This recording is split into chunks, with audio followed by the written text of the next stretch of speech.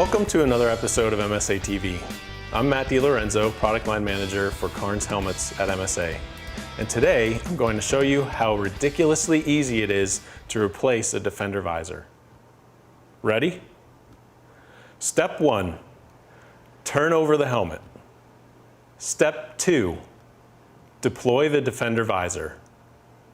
Step 3, pinch the visor's quick release clips and lift the visor out of the helmet. Step 4, pick up your new visor.